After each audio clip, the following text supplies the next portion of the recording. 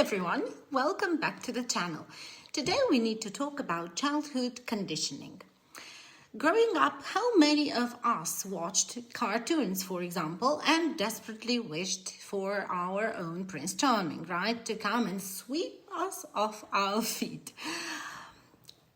I did. So we were taught that Cinderella is the ultimate story of hope, romance, and true love.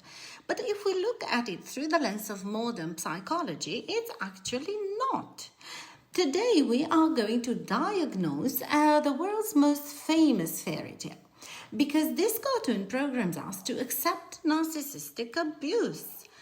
Let's start at the beginning. So Cinderella's home life, right? In modern terms, she is a survivor of severe domestic abuse, emotional neglect, and total isolation by her stepfamily. She is forced into endless labor, stripped of her identity, and made to feel completely worthless. This is crucial because this trauma completely primes her baseline. So she has zero boundaries and a desperate need to be rescued. In psychology, this makes her the perfect target for a predator. Then comes the night of the ball. So the fairy godmother gives her a magical dress, which is essentially a literal mask, right, of the luminous perfection. And there comes Prince Charming. He sees this glowing, mysterious woman and is instantly, deeply obsessed. They dance and it feels like magical, intense, overwhelming chemistry, right? Let's look at the facts though. So he doesn't know her name. He doesn't know her past.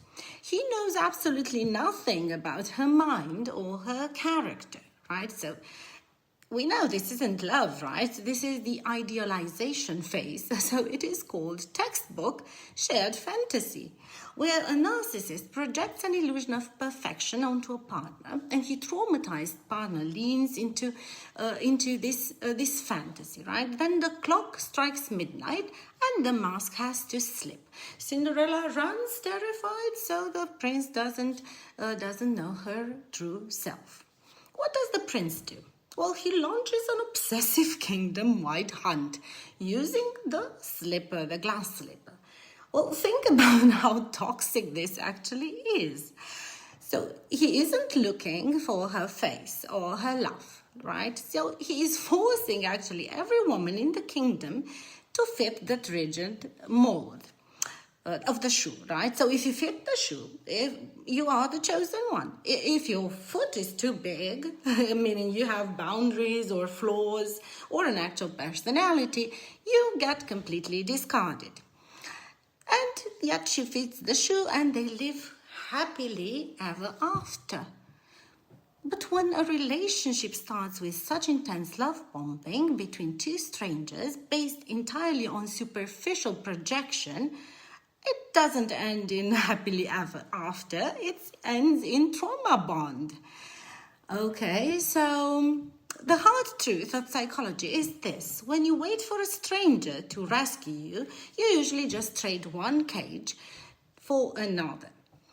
So this is in the narcissistic personality disorder. However, in the borderline, there is a deep fear of abandonment and a need to be rescued and the fantasy of the rescuer.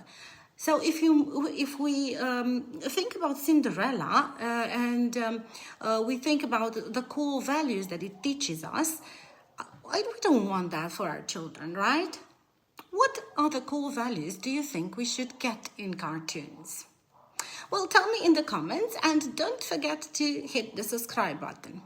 We'll see you next time because we're talking about other cartoons and we'll dissect every and each one of them. See ya!